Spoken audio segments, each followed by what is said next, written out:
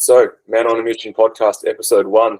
Ooh, Got Jake the Snake, owner Rodriguez.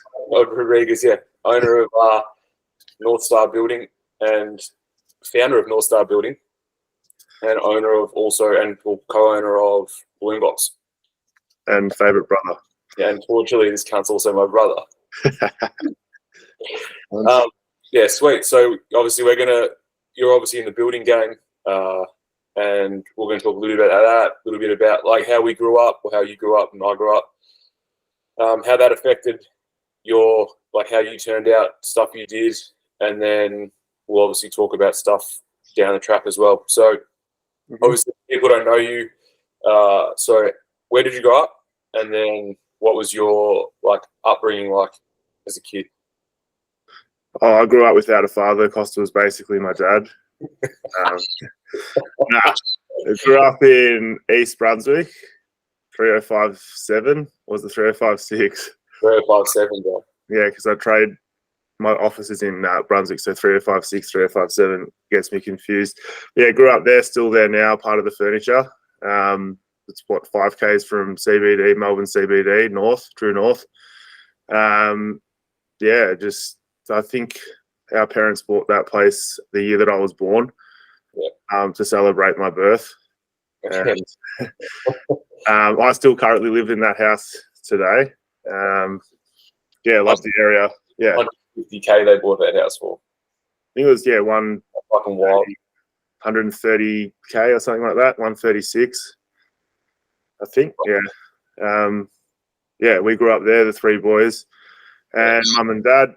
It was can't remember, it was this Californian bungalow, single story, and they renovated it roughly 20 years ago. We were kids, and we lived there during construction, and I'm not sure whether that had an influence on how I turned out, but I reckon it's pretty likely. I remember Costa and I used to use the builder's nail gun once they went home, just let off a few rounds into whatever surface was there.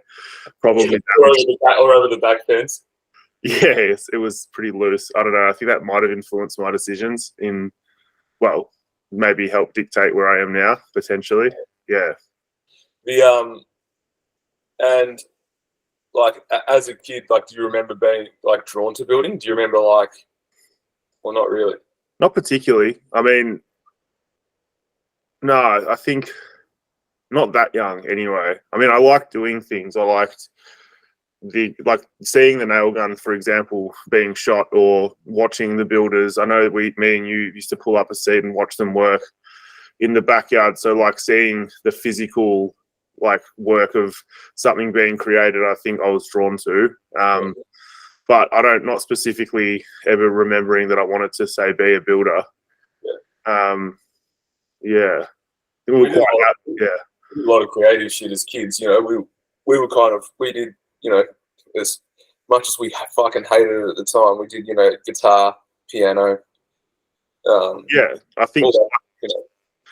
I think we did definitely have that creative sort of dad and mum, but particularly dad pushed us down that path of studying an instrument, whether it's guitar or piano or drums. I think the lesson, you know, combining that with having to do, say, exams like we did. I think you did level 4 classical guitar, and I maybe got up to level 3, but I don't know if I actually did the last exam. You good pressure at the time. It sort of felt a little bit of a chore, but it was, I suppose, a good pressure. I think we were forced to perform in front of hundreds of people multiple times doing a solo piece, classical guitar piece. Still gives me nightmares, but I think I had to play fucking Star Wars like a full gig in front of all these people. Full George Lucas, like.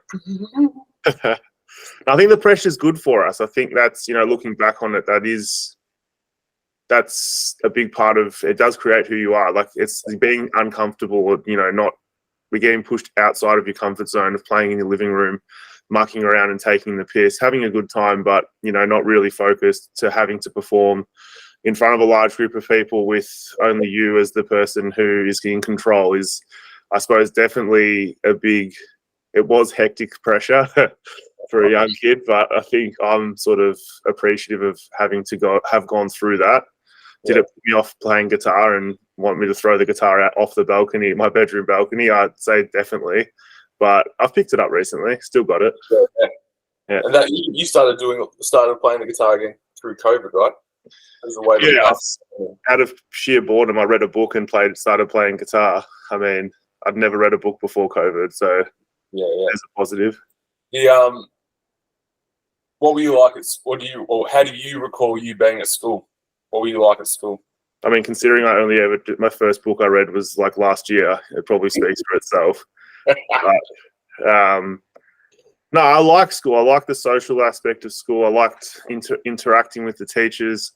I liked walking around the corridors, speaking to people, even if I was meant to be in class. Like multiple times I was walking around, we were meant to be in class, walking around the corridor, bump into a teacher that traditionally would ask what I'm doing out of class, but instead I engaged in a conversation with them, and halfway through the 10-minute conversation, they said, "Hang on a minute, why aren't you in class?" I'm like, I don't know, just in between, just walking around. So no, I think I like school. I struggled. I found it extremely hard to concentrate and focus or learn. Like once I didn't understand something, the class continued to move forward. I sort of gave up, or it was too hard. I didn't actually grasp the concept, and then they lost me. Like it probably moved a bit quick, and then I'd just start drawing pictures of cartoons in my books, or maybe distracting myself or others as a result of that. But I didn't dislike it. I actually enjoyed I enjoyed it. Yeah. Yeah. And then obviously, particularly the last day, it was great. Last day of school. Yeah. So then obviously from school. So you obviously by trade, you're a carpenter by trade. Yeah. So was there anything in particular that drew you across to carpentry? Like you could have been a plumber, we're Greek, so you could have been a fucking real good concreter. Yeah. Tyler, fucking fish and chip shop owner, So you could have been any of those things, but you chose carpentry. Why was that? And how did your apprenticeship start? Because I think this is important for like people that are now that are into that sort of area time at school where they're maybe like you're saying maybe falling behind in class, maybe not wrapping their heads around the academic side of things, and they're thinking about doing a trade. Like the way you went about your trade was different to how I've seen kids, especially I think in WA. You don't hear about kids doing how you went through the trade. Yeah, so the flexibility. I went to Princess Hill Secondary College, and they had a VCAL program which allowed students to do a school-based apprenticeship. So every Wednesday and Friday, every Wednesday, the year 11s and 12 had off as a day off to study or whatever they were doing.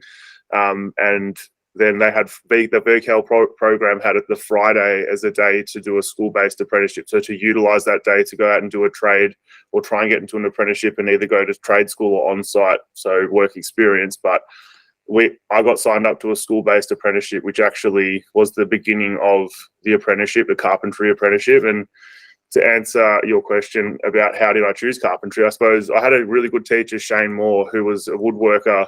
Well, he was just a skill. I think he was actually a designer by trade, but he was an absolute gun woodworking. I think the guy potentially he built a full-on yacht, with one of the students before our time.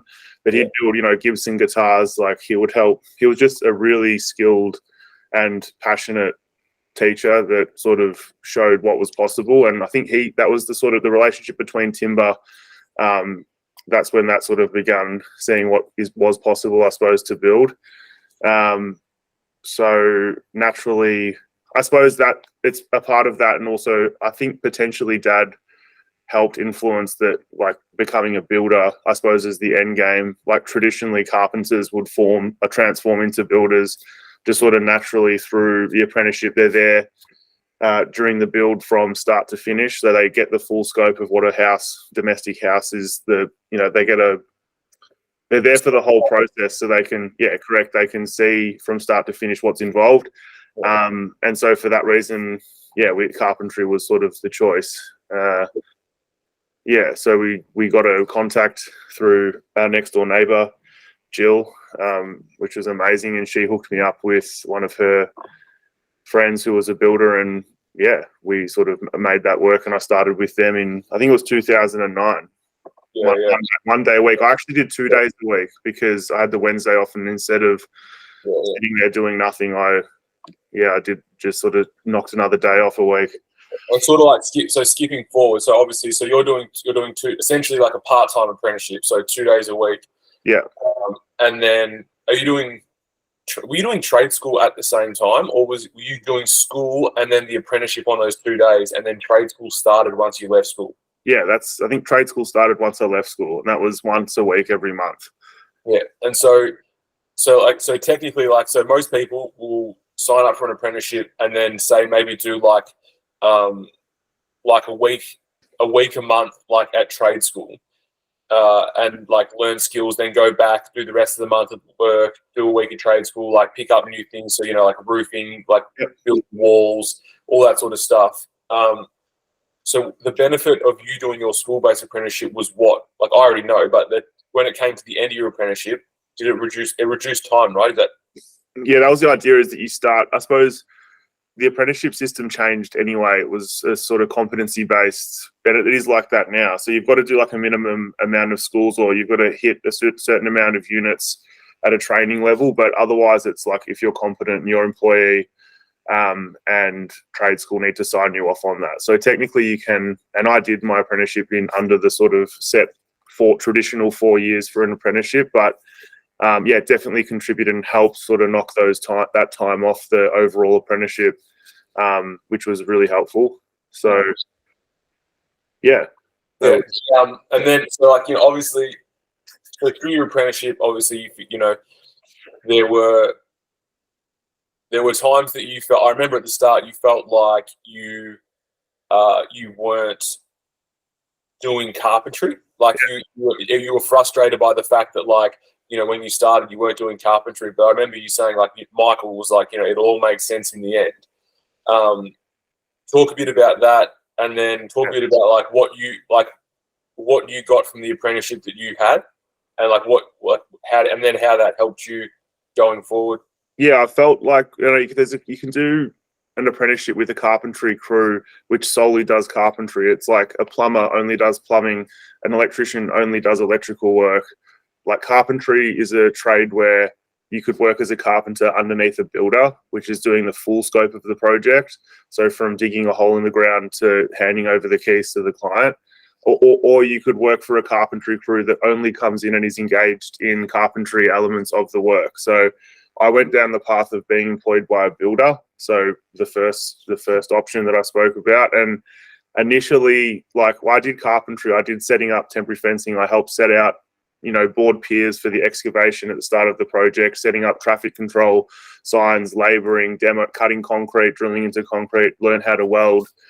And when you go, that's all good and well. And I'm so glad I did that because it's paid off now. But at the time when you're doing a carpentry apprenticeship, when you go to trade school and people there that have only been doing carpentry, well, they're already learning how to frame a deck or build a wall frame or pitch a roof. And it's like that, and you sort of, you understand it because I was naturally good at that stuff, but also they were doing it day in, day out. They had no idea about building, but that didn't matter in that setting. In that setting, it was about carpentry. And so I found the struggle I was having was, I don't feel like I'm learning enough about carpentry and that I'm not excelling in that area when I go to trades. It was highlighted when I went to trades. When I was back at work, I was in my zone. I knew by the second or third year of my apprenticeship, I was looking after elements of work and managing people because I'd picked up so much from Michael Malakos, my boss at the time, and the associated workers, as being a builder and understanding the concept of building. I was, in hindsight, Michael was saying to me, well, Jake, he used to call me Snake. He's like, Snake, do you want to be a builder or do you want to be a carpenter your whole life? And I'm like, well, I'm not sure yet, but I want to do more carpentry. And I feel and he's like, yeah, but just be patient. Anyone can go and do a frame. You don't have to know how to do that 100 miles an hour. You just have to know the concept, and then you can apply yourself whenever you need to do that. Just trust me. Go through the process and it will be good and it will pay off. So yeah, that was that sort of pivot point. I think it was about 2 years in to the apprenticeship that I had that conversation, and I decided to stick around, and I'm glad I did. Yeah. For sure. So as a builder, or now, so you went from, did you do your, how you did your, so you obviously are a builder, so a licensed builder now. So explain the process of, did you go through that, the learning process of becoming a builder while you were in an apprenticeship, or was that post-apprenticeship? You sort of, like in my particular case, I started learning the process of becoming a builder during my apprenticeship, and that's because I was working with a builder. So in your third year, and you can speak to a lot of tradespeople this happens with, it's partly to do with maturity for young apprentices, but also partly to do with just a time exposure to learning a new skill set. But in that third year, and you can also often hear friends and sort of colleagues speak about it that are not in the trade as well. Like say it's third year of physio for yourself, or for our youngest brother, engineering out of uni, something clicks in your head where you actually start to understand what you're doing. Your first year is predominantly about waking up on time and not feeling like you're going to get through a day, and then the exhaustion for the first 6 months. You get used to that after the first 6 months. You then get into a routine. The second year, you sort of kind of find your feet. That was when I had doubts about what I was doing, but sort of got mentored, I suppose, through that, and navigated my way through that just through different supports around me. And in the third year, you then start to be obviously given more responsibility. You're slightly older.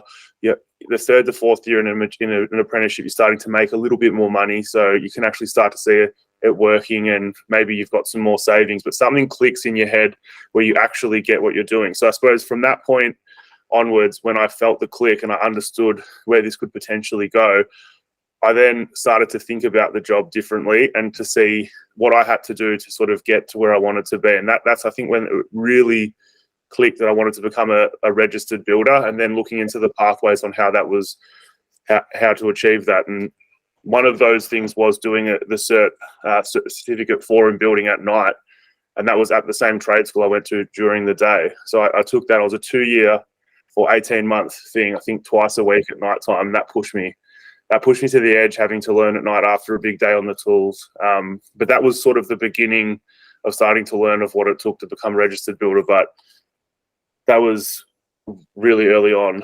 It was a prerequisite to have that certificate to actually apply to become a registered builder, which was increasingly becoming harder and harder to get. So I was sort of, back in the day, you would just cut it off the back of a cereal packet, or you would call up and pay $100 and they'd be like, I'll give you whatever you want. But now it's even increasingly harder again to get your unlimited license. But that was one of the prerequisites that had to happen prior to getting it. Yeah. So you're still an apprentice.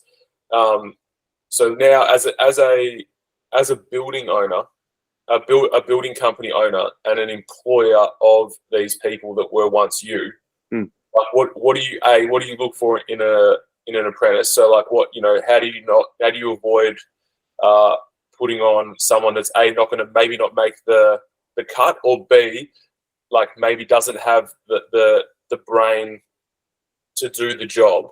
Like what do you look for in an apprentice, and then like what advice do you give young guys maybe thinking about getting into the trade? I think it's opportunity. I think I've always employed people from their willingness to want to learn or want to work as a first step. Like that, you can't teach that. Like if someone has the courage to ring me up or message me or bump into me in the street and say, I want to do an apprenticeship, like I'll always, if I'm looking for someone, I'll always take them on initially and give them a trial.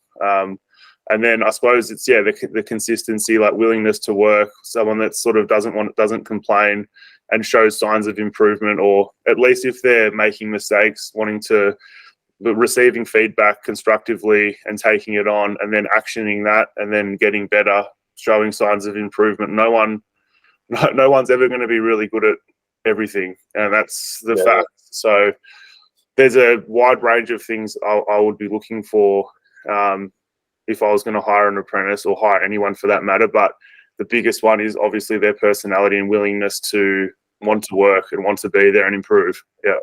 Because I guess the skills are taught by doing the job. it's the other shit that's like, it's the key stuff. You know, are they determined? Do they turn up? Can they push themselves?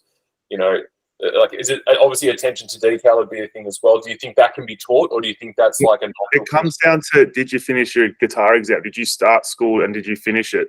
Did you start school and did you give it a crack? And that doesn't matter about the enter score, but the fact that the character of someone finishing something off, but that's why it is important. And you look back on mum and dad making us do those sorts of things like guitar exams or committing to a tennis team and seeing out the season, even if you wanted to break all your rackets and give up, which I may have done. I didn't give up, but I broke the rackets. They're the qualities you can't teach. Well, you can teach, but they come from an early age and from being around, being around leaders, I suppose. So that they're the qualities you want to see. In terms of the skill set, that's going to happen from, I'm still learning every single week. I still learn something different, like that I didn't know. If this, at the same token, if someone thinks that they've got all the skills and that's enough and they're happy and content and they don't need to learn anymore, then they're out of here. I'll fuck them off as quickly as they got signed up. Have you found, so like, for example, like this is just what I'm saying. I see it a lot up here. And I'm sure like other people also are seeing it elsewhere, but like the younger guys now coming through, haven't, whether it's from like, their upbringing, like we were brought up in an era, like, mum was like an immigrant and then like worked her ass off to get to like where she got to. So she's like a pro at like just executing after execution. Dad's no different. Left home at 14, worked his way up to a certain point. And then that's obviously that sort of work ethic and mentality is carried over to us. So even if it's something that's like maybe we don't like necessarily, like the art of like getting through it and getting good at it and then like doing the best you can or exhausting that option as far as it'll go is something that we obviously got taught and took on. But I'm seeing now like kids doing like this, well, people are need workers, and these young people are now entering the workforce. But it's like the second there's any sort of resistance or discomfort or like pressure to perform, they just fucking change jobs. So, like, are you saying that in your game? And like, how do you avoid for that? Is this where you're talking about like you sort of get to know them and pick up their character, or how do you allow for that? Yeah, they won't. They wouldn't last. I'm not saying that. I've got a couple of young people working for me, and I mean, like the thing is that they are young, but they've also grown up with and learnt good ethics, work ethics, and life sort of ethics, I suppose, from their parents who are industrious, who are from a working class background. Put your head down and your ass up, and good things will happen. So. I haven't experienced that. I do see that, I suppose, in a wider. I hear it and I see it in other industries more so than in mine, like under my roof. But I'm not hiring a whole bunch. I've got a lot of mature age apprentices as well, and potentially that's also an indication that there's not as many young kids coming through the ranks. I mean, COVID definitely stuffed up the pattern, I suppose, of new apprentices into the system. Like there was a whole year there, and we'll probably see the effects of that next year in terms of like a lull of qualified trades coming through the system. But there was a year there where kids couldn't go to trade school. That means there's a full year where there's going to be a lack of qualified. No new tradespeople. Yeah, which is 2024. So in 2020, they cut it off. So 2024, next year, where we would usually have X amount of new sort of trades into the system, we'll find that we won't have as many, let's say, potentially. But no, I'm pretty hopeful. But yeah, that's just, if there is someone that's like that, you can put in the effort and try and support them to sort of snap them out of it. I think work and routine is probably the best recipe to embed that sort of structure into someone.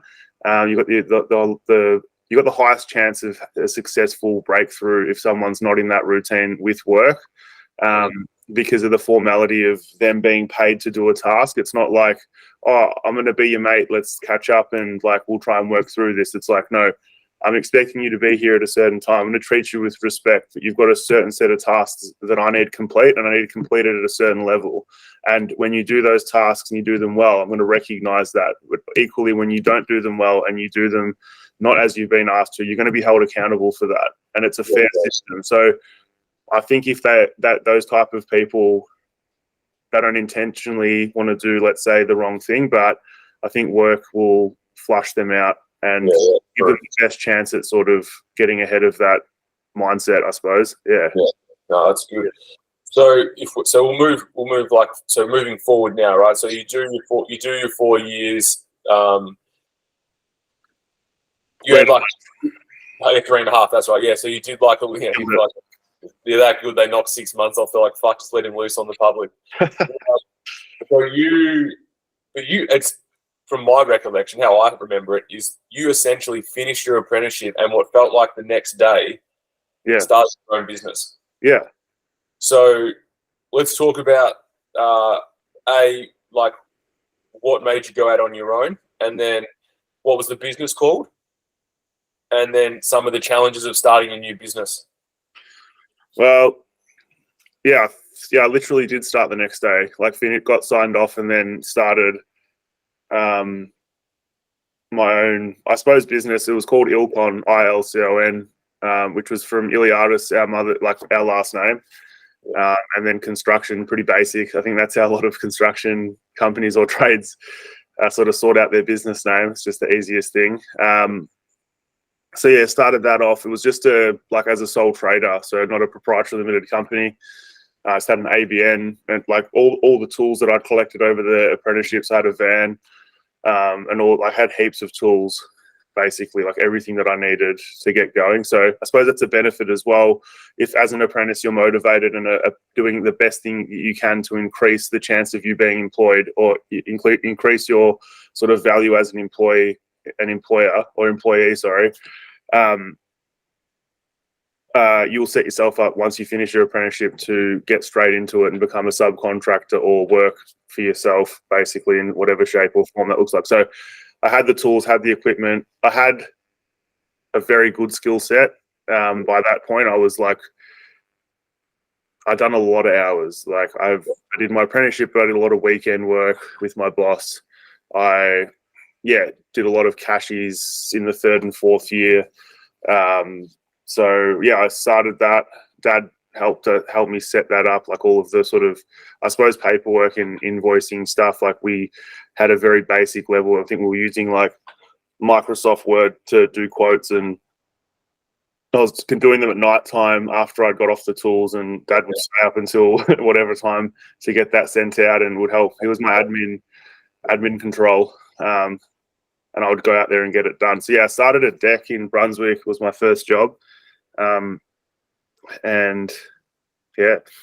Basically got that done. And then the next door neighbor, that was at the end of the year, it was in December. And I got that finished before Christmas, and the neighbor next door wanted the exact same deck. So then I just, basically transferred the details on top of the original quote. It was the exact same size, the same house in Brunswick, and that was my first job that started me fresh in the new year. Yeah. And then, obviously you've got a skill set, you're valuable to another business or any business. Why did you go on your own? Well, you could have stayed working for someone else on a salary. But why did you choose, what made you go, fuck it, I'm just going to start my own thing? Well, I think I don't know, like in reflection, I suppose it's like I was an entrepreneur. Like I basically, as an apprentice, saw the fundamentals, what didn't work, basically, what did and didn't work in the construction company I was working in, and was very interested in that, like fixated on these guys could be doing something so differently to make it a better business. Like, why are they not paying their guys on time, their subcontractors? Why are they not hiring new people? Like, they seem so busy. Why are they not doing this? Like, super intrigued from a business point of view, or not so much from a business point of view where I just wanted a business and like wanted to be rich. And no, I was just obsessed with understanding why there's a problem and how can we fix it. Like I still am obsessed with that. So seeing something not work, and even for other people. So say if someone calls me up and says, I've got this problem with my deck at the front of my house, it's a concrete veranda, it was done in the 60s and it's starting to crack, or it just looks really terrible, I want it cladded in timber. Like, I would naturally be like, yeah, that's definitely doable. They would say, oh, there's so many people that come out and you have to rip it out. You can't just put decking boards like with battens over the top. I'd be like, no, that's, of course you can. I mean, it might not be the best job because of these reasons, but you can definitely do it. And it's going to cost this much. Like, that's the solution. This is what you're wanting. Like, here's the solution. Yeah. And it costs this much. Like, that for me, the process of being able to help and navigate the person through that problem, that's the part that was attractive to me. Yeah. So you start off, you get these jobs, like, so you slowly start. Well, your growth happened quite quickly from how I remember it. But like, so at what point did you realize, like, oh fuck, like this is getting big quick, and like how did you scale that? How did you scale that growth? Like, you know, how did you put people on? How did you put people on? Who did you choose to put on? And then, like, so what did that look like?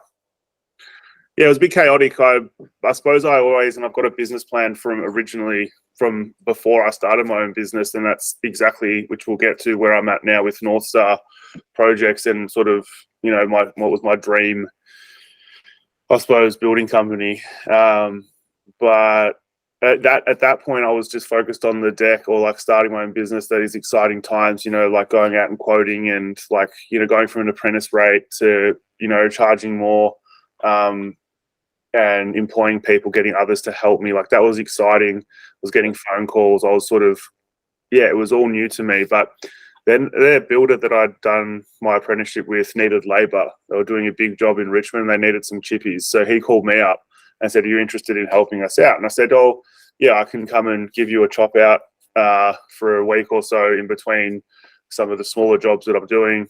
So I went there, did that, and then, well, do you know any other people? Now, once again, that's someone coming to me with a problem and they need a solution. Like, they don't know that they have the connections for carpenters, but I do. Like, I've just finished trade school.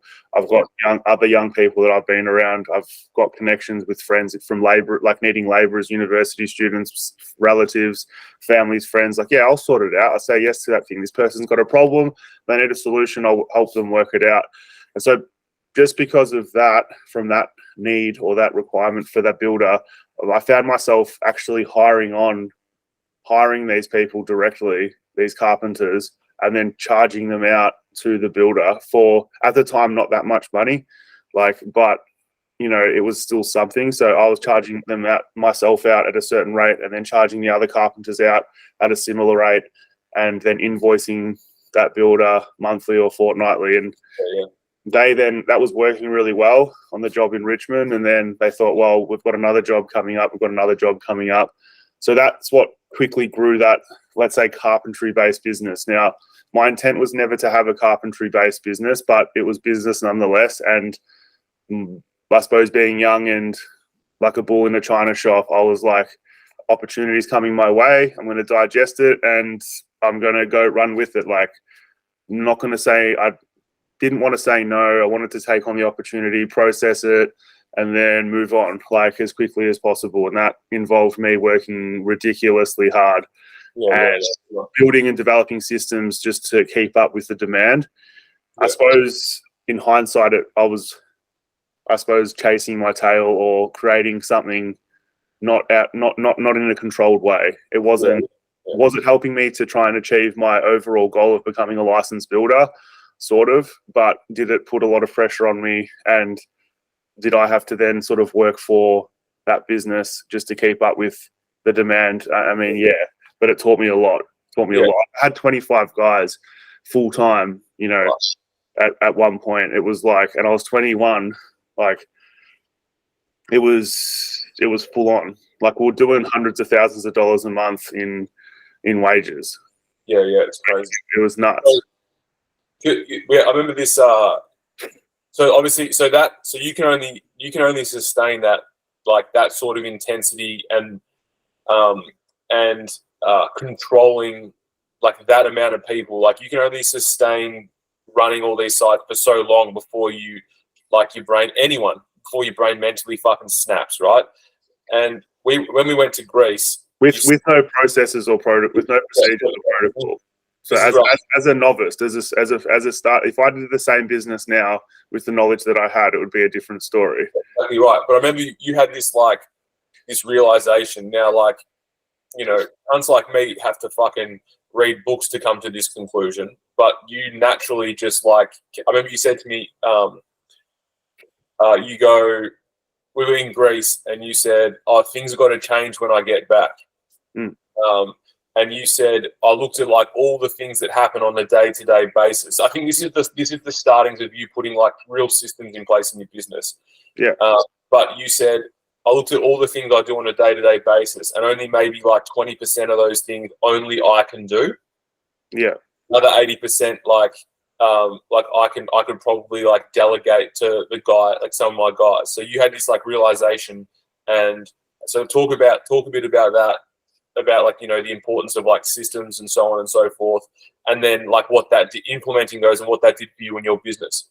Yeah, I think the important thing to recognize though, because there are you can look back on history and look at these massive milestones. If it was going away in Greece and the realization that something needs to change, like that's every day though for an entrepreneur or business person. So when you're saying developing systems, developing a system is like if you once had a Word doc, you used Word to produce quotes, and then you started to do more quotes and have less time. Well, then you save a template or a document that's called quote template. That's a system and a process that's been put in place to make an efficiency. That's a huge improvement on what you otherwise would have retyped up. So every single day, every single time that I had either too much pressure on myself and needed to delegate, a new role would be created or a responsibility would be shifted to another worker, or I would be constantly thinking on my drive home, like, that's from the day dot when I did that first deck. What worked on that job, what didn't. Those thoughts in my head are the same thoughts right now, today, about how can something be improved? How can a system, where there was a mistake, there was a problem, how can we actually fix that to make it better and make it more efficient? And I suppose that a young business person or young tradesperson that's overwhelmed with actually physically having to do the work and time poor and having 80 calls a day, like if you realize what the major problems are and reflect on them, you can then put things in place to make it better. Yeah. And so like I was always aggressive with that. Yeah.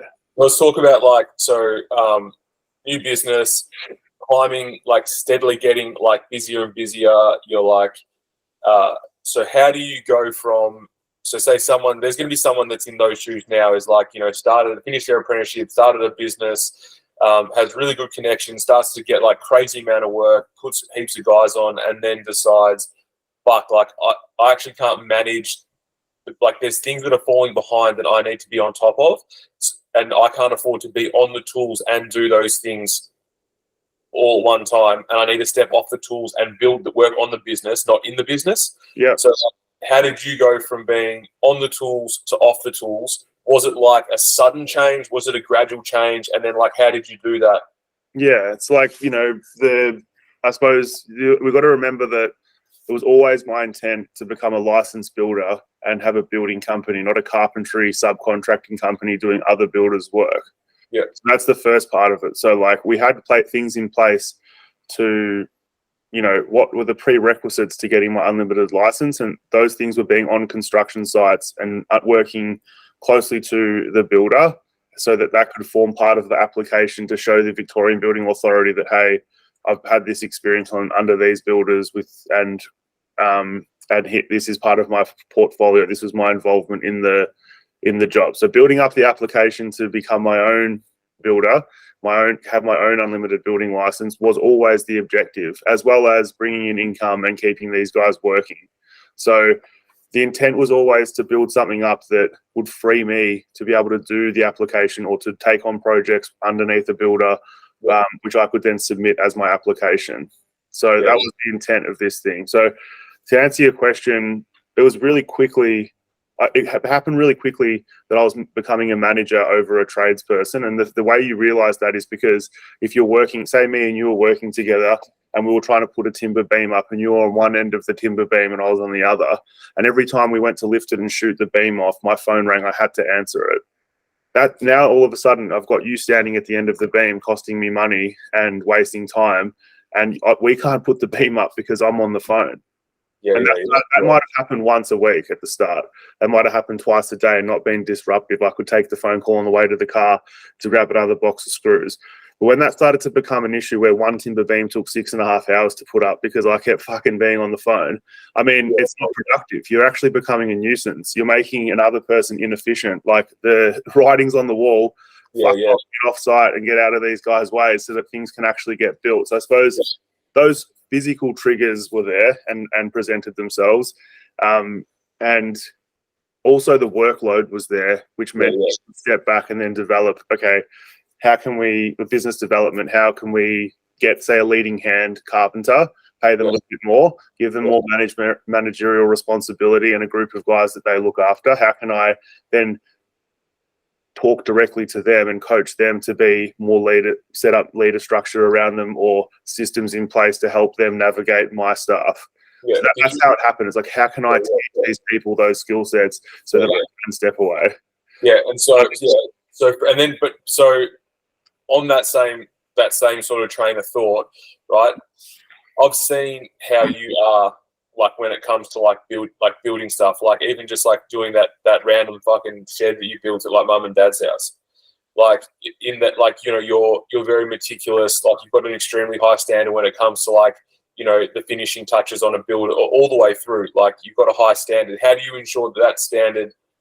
Like, do you have to do you have to accept when you're expanding that you're going to get a slight drop in quality, or like how do you ensure that standard stays high across the board? Yeah, so like Martin Wag, who's a mentor of mine, a builder, is a developer builder that I did some work for as a carpentry contractor, and he basically, we're looking at this, we're doing a soffit, you know, in a high-rise apartment block, and it was, you know, he basically came up to me and he knew that, he just said to me, he's like, Jake, he's like, in business, there's three, you have to, it's a juggling act, and it's pretty similar to life as well. But he's like, in business, there's three things. There's like, how quickly can you do something? How fast can you do it? So the time, and then the quality, the three things that you're juggling. If those three things when you're juggling are not, the ball heights are not staying at a very equal level, so each three of those things are pretty even, you know, say your time goes up, like you're smashing something out, but then the quality drops down. The quality drops down so that the person's not happy. So I suppose naturally, as a business person, you have to ensure, you have to, number one, realize that not all three of those things are always going to be perfectly balanced, but you also have to be conscious and aware that all three of those things are being attended to. And sometimes one of those things has to drop down a little bit to progress something else. But you have to make sure as a leader and as a manager and the owner of the business, and inevitably all the responsibility, you have to make sure that those three things are being attended to get a desired outcome. Yeah, maybe the quality's not as good as it would be if it was just you doing it. But at the same time, you're then going to make a little bit more money because you're able to do more jobs. And maybe it's not going to be done as quickly as it once would have been done because you're on the phone as the boss, the one paying the bills, pushing the subcontractors. But you're going to actually do more of them on time. So you start to then get an adjustment there. And so it's the big part of growing a business and developing a business is coming to terms with that. Not everything's going to get done as you want it to be done. Yeah. You can do more things even more evenly if you delegate and train those people up appropriately. Yeah. It's a tough transition. I think it's one where people sort of go, oh, it's too hard, just do it myself. It's where that saying comes from. If it's not getting done right, do it yourself. Yeah. Do you have like a formalized, like say you got like do you have a formalized process in like to actually get those guys to a certain point, or are you essentially like assuming that they've got a certain level of skill because they're a qualified tradesman and worked around the traps, and that like do you just coach them through feedback on site? Now I do, but as a young guy, I was like knowing that this needed to happen, knowing that these people needed mentoring, knowing that you know, it had to happen in live time. Yeah. I was So building it was like an on the fly. It was like on the fly training essentially. Yeah, I was just like, for me as well, like I was moving and grooving as I went. Like I didn't have like, you know, 10 years, 15 years experience at working under someone else and doing a business degree and like setting up a detailed business plan and setting an organizational structure with the ideal people and with their progression pathways on. You start off here as an apprentice and you end up as a leading hand, and these are the milestones and the things you need to tick at each of those stages with the pay brackets you need to hit. I didn't have any of that shit. I had people saying, hey, I need you to do work, can you help me out? I'd say yes, then I'd find the people. And I'd find the people, and then those people, that work finished, then I'd find them new work, and then I'd find them new work, and I kept moving, kept sending invoices, kept chasing like money. It was wild. It was insane. So you get this. So let's like jump forward a bit. So that's obviously like that. They're the Ilcon building days. Yeah. So we'll talk about it like as well. Like, so let's talk about getting your builder's license, right? So like what that experience was like getting your builder's license, what the actual interview was like, and then how did that affect your business going forward? Yeah, so getting the building license was the key, was the ticket. Like it's the license that you get that allows you to basically build and sign contracts to do an unlimited build. So you can be the head license or the main contractor between yourself and the client or architect that undertakes the full scope of the work. And it's the golden ticket. It's what everyone wants to get. So unlimited being you can take on any domestic building work, essentially. Like you can take on the whole scope of the house under your one contract, and then you can subcontract out, say, the electrical, the plumbing, whatever. But at the end of the day, you sign off on it as the builder. So the process there is you have to build up an application, and that can take as little or as long as possible. You can pay people to do it. In this case, I had Dad collecting. He was working for me, and we were collecting, as I was completing these projects under other builders, we were collecting evidence and plans and knowledge and putting them together to form part of the application. And then as we got that application to a level where we felt it was ready to submit, we started to rehearse and practice the practice questions. So the building license is basically a written or a multiple choice component or a test that you sit, and with like a plan reading exercise attached to that. If you complete that and pass that, you go to the next phase, which can be up to a 4+ hour one-on-one interview where you basically get grilled about the projects that you submitted in your application, just general about your relationship with building and what your roles have been previously, levels of experience, etc. So it's an intense process, and people know that it is, and it's a big milestone. So you don't want to fuck it up. Yeah. Of course. So yeah, we got the paper, had the experience, had the projects under our belt, working under other builders and taking on projects of similar nature, and yeah, submitted the application. I went and did the written test, got that sorted out, no problem. Although that was the part I was nervous about because I hadn't done much study and I was freaking out, but I smoked the multiple choice part because of Dad once again forced me to rehearse. I mean, it was like a fucking, with Dad was printing out his own. He went to his teaching days. He was printing me out bloody mock question, multiple choice. He had different games to try and teach me. I was fucking ropeable. I hated to try and sit me down for an hour. I was like, all right, I get it. I fucking do this stuff every day. Give me a break. He's like, nah, you have to know it off by heart. And it would paid off because I smashed it. I got 98% or 99% on the multiple choice. That was good. That was a big relief for me. And then the next stage was the interview. And I knew with the interview that I would be fine because I'd actually done the work. You know, you get called out in these things when you haven't done the work. You're full of shit, and your application, you haven't actually done it. When you sit in front of the person doing the interview asking you questions about it, you're going to get called out. But because I'd done the work and I'd put in so much effort, I sort of held back from getting my license to do it properly. I had heaps of documentation, and I had plenty of experience at that point. So when I sat down to do the interview, it usually goes for about 4 to 5 hours. Once he started the recording of the interview, I was done in 15 to 20 minutes. Like They basically record you and ask you a series of questions about your projects, about how you start a job, what do you check, access, egress, services, disconnection, councils, the relationship between architects, engineers, building surveyors, la la la. I had all the answers, and I was just hitting him up. I mean, I probably had done more builds than the person that was asking me the questions on the board, and he realized that. And then he ran out of questions to ask after 15 minutes, and then said, "Oh, mate, we're done." And I was like, "You're kidding." I'm like, "We only just started." I got a Bunnings basket here of extra evidence for you, just in case you smoked me too hard. What do you mean we're done? And he's like, "Nah, you're good to go." And I'm like, "Fuck, righto." And that was it. I was on. So what made you go? Like, let's talk about, because I think it's a pretty interesting process as well. Because I think it also changes this. So you get your license, but you went through this interesting process with a guy called. So you changed names. You changed business names, and you went through a process with a dude called Damien.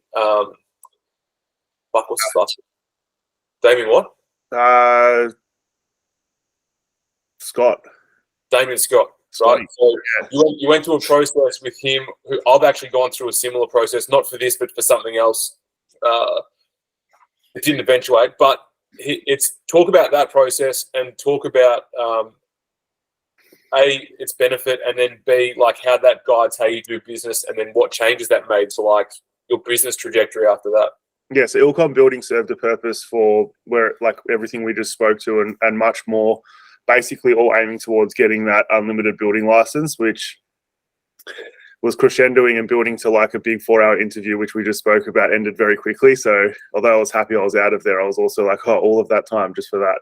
But yeah, so we got to that point, had the license, and then it's like, right, we're now at a point where we have the ability legally to take on works that like was the original intent, was the original business, the original mission. And when I say original, I actually did a business plan during my apprenticeship, which we'll get to, but is basically, like I said, exactly what I'm doing today. So the focus was always as intended, and we have got there.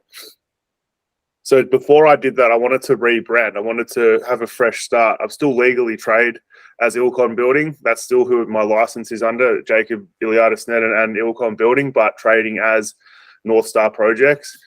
And the reason for that, I went through Damien Scott. He's in Tassie there. He's a great guy. Rebranded it, it helped refocus and reimagine the business intent. So taking it away from being a carpentry-based subcontracting business to a domestic building unlimited business. Yeah, so I think that's a very important process for businesses to go through. It's an expense that is a little bit daunting, but it's worth every cent because it helps set the framework of what your objectives are, who you are as a business, the language that your brand speaks, like how do you want people to perceive you at the first glance? Like, this is an important step to get it right from the start so that then everything else flows correctly. It's also a good step because it shows and highlights deviation from the original intent. Yeah. It's so you essentially like, it's a process by which he helps you essentially clarify or get extremely clear on the values, right, by which your business is run.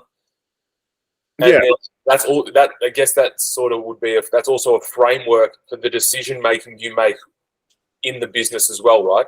I mean, it's reflective of how I run a business. It's like, and the branding sort of speaks to that. It's not so much like the ins and outs of, let's say, the procedures and protocols of the business. It's how the brand, the language, the design, the colors, like the way that it's going to get like detailed or decaled on your car, on a sign at the front of your job. It's like, what does that speak to people? The language around the words used for, for your website and how you market yourself on your Instagram, like that all comes from a template, which is derived from a discovery process, from having a conversation with another person that's trying to extract this information from you as the business director. Yeah. So that was, like you said, that was the first stage of the rebranding, let's say, process. And we got it. There was a whole bunch of names, I suppose, and styles that were thrown out there, but North Star Project sort of hit the nail on the head. Yeah. It was like a directional sort of based business. So giving guidance, the North Star's a directional based star. We feel that we do guide people in the right direction in a complex situation or a complex environment. Their biggest investment of their life, a lot of people, is their house, their home, their family home that they renovate and build, which they're going to cherish and spend a lot of money on. Probably one of the biggest purchases they'll ever make. And so like it's important for us as a business to be able to help guide them in the right direction and make, I suppose, the most informed decisions that suit their lifestyle and their situation. And yeah, that's where that sort of came from. Do you think when you rebranded, it changed the customer that you attracted? Yeah. Well, I think that it helped do that. It helped build frameworks. It helped build sort of like frameworks that helped us as a business sort of understand who we wanted to build for. I mean, the same client, the same people we built for Ilcon, from like when I've done bathroom renos, extensions through Ilcon, through other builders, but as the main contractor, it's the same client that we build for today. It's good people that want to do good work and that want to be guided through a process and respect process and protocol to make sure that the whole, all the sequences line up and that everything there at the end of the day, their build's done properly. And that the process hasn't been a nightmare where they're ripping their hair out unnecessarily. So it's helped reiterate that. It's tidied it up. It's probably gotten rid of the carpentry inquiries. It's gotten rid of the one-off bathroom renovations mostly. It's sort of helped, it's helped set the framework for the next iteration of potential clients or ideal clients. That's good, which is good. So have there been like people like in this process of like growing your business and setting all these things up? Have there been like, obviously Damien's one, like other people that you like lent on to help you like implement these systems? Yeah, so obviously getting the brand is the base of, establishing. You've got the business because that as a business owner, like that's what you've been building for the past, it was 6 years or whatever it was before North Star was born. And then you want to basically take all of that information and content that's either saved or not saved in the head and project that into a brand. So we did that. And then we take that brand and we go, okay, what are the tools that we need as a business around us to be able to showcase or, display what we're about as a business? Well, the logo and some clothing, that's on-site presence. There's a level of professionalism there. But for the customer, the client, you want to have a website. We felt that was important. So we engaged with Blue Rock Digital. They've been fantastic. They're an agency that is basically professional services from accounting through to law. They've got about 12 different things. They do everything. They're awesome. But we've engaged with them mainly in accounting. We have an awesome team there, Aidan Long and Mitch Hancock. And the team are sort of a big part of why we are so organized and process driven. And then we've got the digital marketing team, Simon Brasolo and the team there, who help set up our website and HubSpot, our client management system, and help integrate all of that as part of that overall branding and let's say rebranding sort of process. So we've got these things now. We've got the new brand, we've got the website. Building the website helped sort of flesh out some of our processes and who we want to be, the wording that goes into the content. And then having that built, that then allowed us to set up an Instagram, which I never had, like it was never big on social media. And then that sort of helped us build what we want that to look like and have that sort of halo effect of the brand and picking up clientels or sort of, I suppose, it doesn't actually bring them in, but it helps sort of has that effect on if someone's interested in working with us, they can have a look at the Instagram. If they're happy with that, they might go to the website. If they like the website, it guides them into an inquiry. They get an inquiry, they speak to me, and then the process begins. Yeah. So that obviously is that level of shit costs money, right? Like, yeah. So you don't have to like say exact numbers, but say like, what is the financial cost of that to your business? And then like, it's negligible. Say again? It's negligible. Yeah. So that's what I'm saying. So, but in hindsight, it is. At the time, and at the other end of that, so what has been for prior, you meet these guys, you implement these systems, and then like the outcome of that is what in relation to like how many jobs you get? Well, it's just this, like I said, it's a tool. Those things are tools to a business that's already established in a sense. It's taking it to the next level. So you can't, like, my advice wouldn't be to say go and spend $100,000 on all of these things and then sit there and wait for the customers to start rolling in. Well, you have to have the product there, in my opinion, and that's happened from when like I said to you, the van with some decals on it and full set of tools. That was it. That was the minimum that I could have, and myself, to have a business. And there was a market there for that business, and it was someone fixing their deck. Now I've got the product of North Star Project, and I need to build the brand and all the tools around it to help facilitate those sales coming in, being processed, and then turning into builds. Yeah. So I looked at that objectively and said, well, this is where I want to get to. We need a way of tidying this halo effect around us up. So these different, let's say, inquiry streams or ways to market ourselves and make ourselves appealing. Like what level of investment makes sense to have that as a minimum. That's what made that decision. So how much did I spend? I actually have no idea, but I continue to spend. So some of these things are technologies and systems and software that I'll continue to always use and develop. And the initial investment of setting up that website properly, I actually can't remember how much that was, but maybe it would have been $100,000 all up with the website and the branding and the different implementation.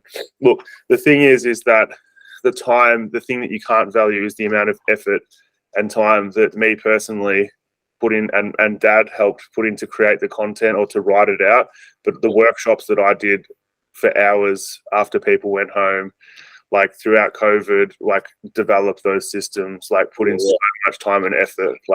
You cannot put a dollar value on that. And if you're asking how much, I suppose as a business owner, how much is it going to cost for me to become successful? And it's wrong.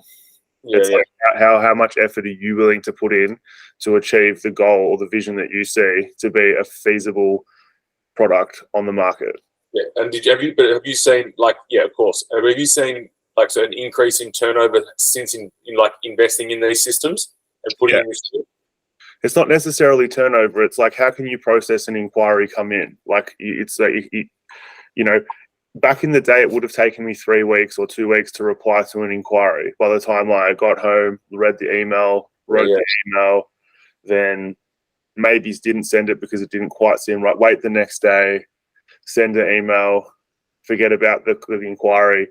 They missed their call because I was on the tools, called them back that night. It was too late. They didn't answer. So 3 weeks later, we finally talk and I'm at their house. Whereas now an inquiry will come in. We deal with it straight away with Nadine in the office. We work together quite a lot. But she sends me that link. I call them. I could be the next day at their house meeting them, and then a week later they're signed up with our design and build proposal. And 6 months later, we've got a building permit and we're starting the build. Yeah, righto. Yeah. So it's not. It's okay. We're getting more inquiries, but that's a perpetual thing of you've got finished one job, you got referrals, people have seen it, the marketing on Instagram goes out, more people want to get new inquiries come in.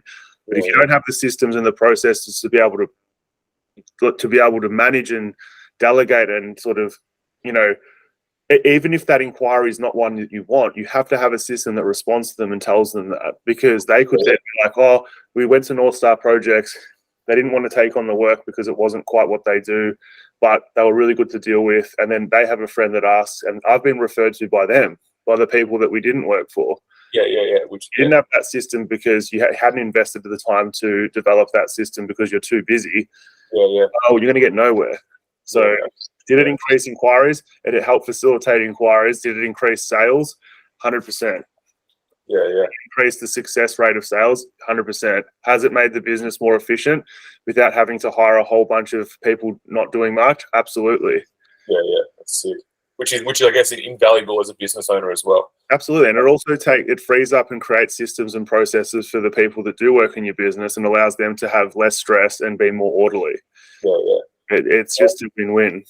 Yeah. Well, that's a good bloody segue into what I want to ask about next. So obviously, there's a lot of responsibility you talked about before, like owning a business, and with that responsibility and like pressure of having employees and all this sort of stuff also comes like stress. So, and then there's issues that arise, complications,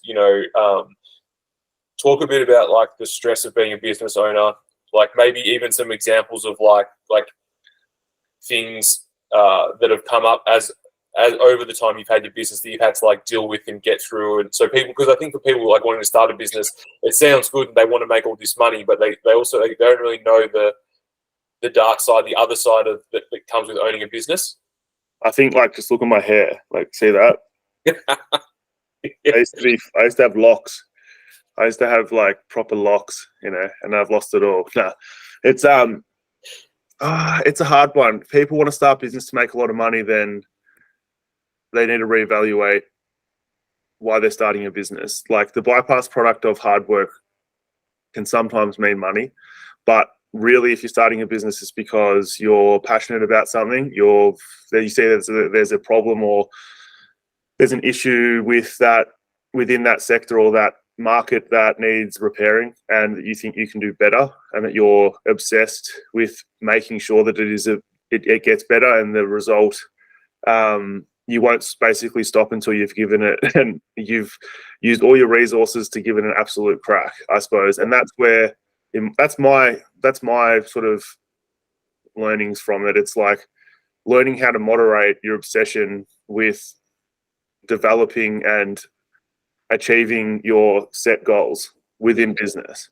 Yeah. How do you manage your relationships and your external priorities without burning bridges? Yeah. So I suppose for me, like the stress, I mean, you've got those general stresses, but you get them working for someone else. It's like, you're laying there at night and think, oh God, I've got to do this tomorrow. If I don't do that, this is going to happen. And everyone has that. Like that's just a stress, I suppose. For my experience of having stress comes down to like, if this doesn't work, it's going to fail, and it's because I'm the one solely responsible for it failing. Like that is not acceptable, and I need to do this, and this, and I want the sun to hurry up and come up because I can then get on with it, because other people will be awake and we can actually make this thing happen. I suppose the anxiety of like things not being done quick enough and trying to manage the expectation of that it can wait until the next day is something that I've definitely struggled with. Yeah. And the stress thing, we spoke about this a little bit, like exercise routine, diet. Like I've gone through stages of, like I love going to the pub. I love a pub meal. I love food. I love beer and all of those things. But, as I'm starting to grow as a business person and my business is sort of blossoming into something that's more of a machine and processes are worked out and we're seeing progression, I find that exercise, like regular exercise, diet, like so eating as best as possible, like when possible. That doesn't mean not going to the pub. It doesn't mean not getting a pizza or whatever. It just means that like being conscious of those decisions and being consistent with, say, exercise is fundamental to managing stress. Yeah. Right? Why did you start exercising? It's interesting. Obviously, like, me being like physio background, obviously I do sandblasting and fucking spray painting now. But me being a physio background, I used to push, and exercise science and all that sort of shit, I used to push you to do exercise, and you used to tell me to go fuck myself because you carry heavy shit all day and you do this and you do that. Like, what was the biggest thing you noticed after you started exercising? I mean, you were super disciplined, always have been, to like, get yourself up early in the morning, go and train, or train after work consistently. I don't know anyone that's more consistent with exercise than you've been. You've naturally been like that since you were younger. I would rather go kick the footy in the park or than go to the gym when I was younger. And I suppose, as when I was doing an apprenticeship, the exercise was on the tools every day. Like you're using natural movement, and I was strong and I was fit because I was moving a lot. But as I then became more of a manager and less on the tools, you're obviously like burning a lot less energy because you're driving around more, and you're sort of neat or whatever isn't up as much as it would have once been. The gym's a way of burning that physical energy for me. Like I have so much pent up energy that I need to burn that off, and it's also a way of switching off the thought. Like when you're training and you know better than anyone, and particularly if you're pushing yourself, like there's not many other things you can think of apart from, am I going to survive this workout? And it's also like, it's proven that exercise increases a whole range of positive functions within your body, like neurologically. And I mean, you're the genius with this shit. I just benefit from the product of exercise, I suppose. But it's been pretty cool for me. So I get up at between 4:30 and 4:45 every morning, and I go and train for 3 days a week, and then me and Daniel Chown from DC Building, shout out to Chown Dog. We go to the swimming pool. He swims, I sit in the hot tub. But like we get up every morning and we do that stuff as part of a routine. We're both business owners. Like it's critical for us to do that and start the day. Like by the time I walk into the office and other people are starting at 7, I've been up for like 3 hours, and they're like, "Why are you so energetic? Why are you so ready to go?" I've been up since 4. You guys are just brushing your hair. Yeah, no, I think that's important to me. Like, what do you reckon? Like, you've always had exercise, I suppose, as a routine. When I was working as a physio, it's one of those things where, like, I used to explain it to people, and I think I've explained it to you this way as well. Is like, especially, it's probably, well, obviously, it's important if you're going from like on the tools to off the tools, or you're going from like active to sedentary, and like your early morning starts. Like the only thing that's really open, especially if you're not disciplined enough to make your own food as a tradesman. Like, the only things that are open in the morning are, like, fucking Macca's drive-thrus and, like, your local fucking Greek takeaway joint that does the greasiest bacon and egg fucking rolls, like, known to mankind. And they're delicious. And so if you're used to, like, running in this way, but you're also burning energy off on the job site, or your physique and your health doesn't take a hit. But as soon as you start to, like, get off the tools and do less of that, your eating habits don't change and you can blow out. So, like, what I say to, like, people that are on the tools that don't think exercise is an important habit to have is that, like, imagine being like, so the job that you're doing, like, you're only as strong as like what's required of your work. But if you're exercising and getting stronger, well, then like the work that you're doing on a day-to-day basis is less. Becomes easier and easier because you're getting stronger and stronger. So like when it comes to the end of the day, like you're going to have more energy for the whole day. You're going to feel less tired, less fucked. You're going to have more, energy to do the things you want to do after work. And you're way less likely to get injured because if you're like way stronger than what your job requires, well then like the stuff you're doing during your job isn't going to put that same sort of stress on your body that it would if you were like out of condition and like you were only just strong enough to do your job. Yeah. And obviously from someone moving up into a managerial point of view, like it'll help with like, clearer thinking, like you get, clearer thinking, more focus, better energy, way better at coping with like stress because like, the stress that you essentially like choose to put on yourself while you're training, because if you go hard enough, it's going to be like nothing compared to the stress of like day-to-day stuff. Yeah, I also think it like helps with sleep, and then it's like an on-flow effect. Is like if you train first thing in the morning, you're more likely to eat something that's probably healthier for you because you've been up and you've ticked a box early on, and then that has an on-flow effect. Then you're more likely to want to sleep because you're going to be knackered because you've been up early. Yeah, and what's going to come the next day. Yeah, and then you rest properly, you get that proper amount of sleep. I think that's, and I'm guilty of that still, is not getting enough sleep. Oh, yeah. Like as in pushing it too far, not finishing early enough and unwinding, like something that I'm working on constantly, conscious about. And yeah, you don't sleep enough. It's, it can have a pretty, it has an on-flow effect. Like you get pretty tired by the end of the week and feel like you need to just crash over the weekend. For sure. Yeah, and then get ready for Monday. Yeah. Yeah, and I think any person, like, it's just a good thing to do. Like, you want to, it's all good to like, to work and make money and and build big businesses and like kick these goals and like be exhilarated. But like you also got to think long term. Like, you know, when you retire, when all that shit like is said and done and fucking like you want to be like fit, healthy, able to like actually do shit. Yeah. You want to be some busted old cunt that like has been sitting in a chair for fucking 5 years and like just walking around staring at the fucking cracks in the footpath because his like muscles are so seized that he's like this.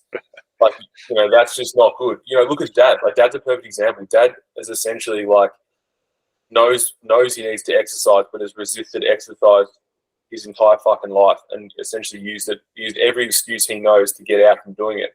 But in the last, say, like, you know, 5 to 7 years, he's sort of like given into that and started doing a bit of exercise here and there. He's probably the healthiest he's been in the last like 4 or 5 years than he has been for a massive chunk of his working life.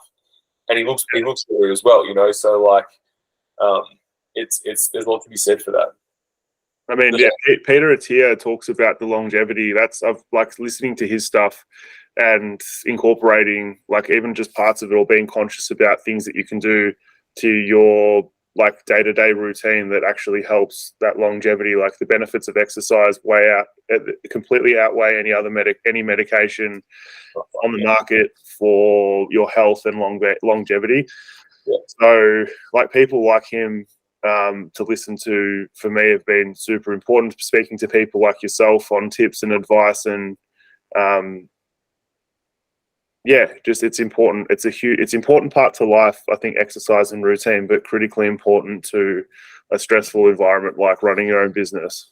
Yeah, I think if I didn't have that over the COVID period for us and a lot of businesses was the most stressful part, and things had to be cut from like expenditure personally and through business to make sure that we managed through that period of time.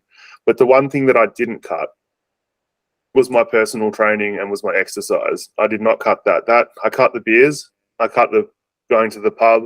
I cut the having a knockoff can with people. I cut those things, and that's what's gotten me through to the next stage. We're at the other end of COVID. We've got heaps of work. Our sales pipeline's looking really healthy.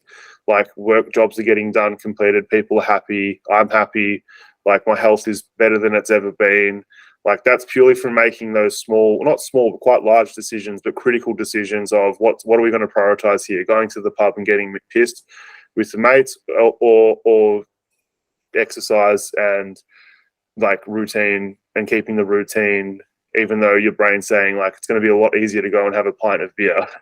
Yeah. So I think I can't express enough for business people out there or young people that are coming in through the business into the business world. Like you will eventually realize, and that's an age thing as well, you know, like I'm now turning 31 this year. I'm still quite young, but fuck, you can feel it a lot more if you haven't looked after yourself. And I think there's a reason that health insurance want you signed up before you're 30, because they know that after 30 you're fucked and it's all downhill from there. Oh fuck yeah. Yeah, for sure. Yeah. So with like, you know, back on that sort of your business stuff. So obviously, you know, you're active, you're keeping yourself healthy, your business is growing. Where do you see, like, say like 5 years, 10 years, like whatever, like what do you see, what do you project for North Star? What do you want to do with this? Like, what do you want to do personally? Like, is there anything that you want to like achieve, like from a personal point of view, business point of view, whatever? And then like, what does it look like in 10 years? Like, what are you doing in 10 years? Yeah, that's a good question. It's something that, look, I just think, it's something that I like, do I need to think about it? Do I not need to think about it? Like, I just want to keep getting better.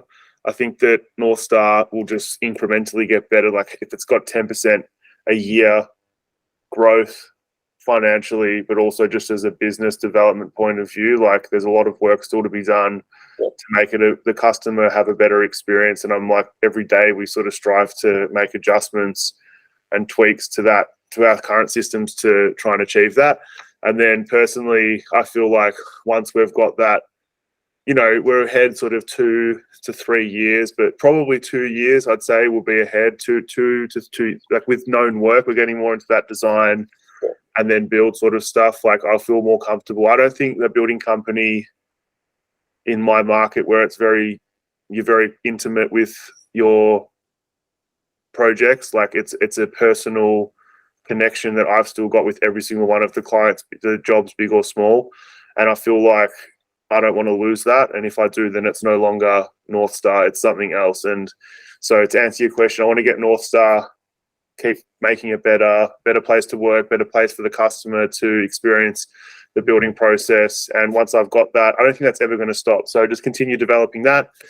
And for myself, like I'll continue working, and I love building. I love the people that work for North Star, the team. I'm going to continue to be the managing director of North Star Projects for at least the next 5 years. And then, I'm not sure. I mean, I was planning to retire at 40, so I've got 10 years to go. Yeah. So if I can do that, I don't know what I would do if I retired though. Maybe I'll come over to WA and sandblast with you. Yeah, fucking oath. Come up to Broome. Come up to Broome, get a sandblasting. Pretty good sunburn. Couple of old man eenies. Exports, you get. Couple of bush chooks. Yeah. Yeah. No, I don't know. I don't. Do you think I don't know if I need to have that planned out. Yeah, maybe you don't. You just leave it as it comes. For sure. I want to be comfortable in life. I don't need to have like more than one Lambo. One Lambo's fine. I just want to know that things are working, and I can afford to do, the occasional overseas trip. Yeah. Whatever. Yeah, for sure. Be happy. Yeah. Yeah. That's good, man. Yeah. Real good. Oh, that's the bloody episode 1, podcast 1 done. That's the crux of it. Do you have? Obviously, I'll put them up I'll put them up on the screen and all that sort of stuff. But like, if people want to do stuff I'll put them in like the links and when I put it up on YouTube and things like that as well. But where do they find out if they want to work with Ilcon Building? Obviously, you're Melbourne based, and surrounds. So like Instagram and like website. What's your website called? Yeah, northstarprojects.com.au, I believe. Not sure. I'll put it up in the link. I'll put them up on the screen anyway. And your fucking Instagram's what? North Star Projects AU, I think. I gotta also check that one out. I don't know. That's all right. No, fuck it. I know exactly what they are, so I'll fucking put them up on the screen anyway. It's not important for me to know. It's the customer, the client, the potential clients need to know. Yeah, I probably should know that. Yeah. That's all right. All right, bro. Well, that's a wrap. That's all, bro. That's it. Done. Nice one. Thanks for having me. No, you're right, bro.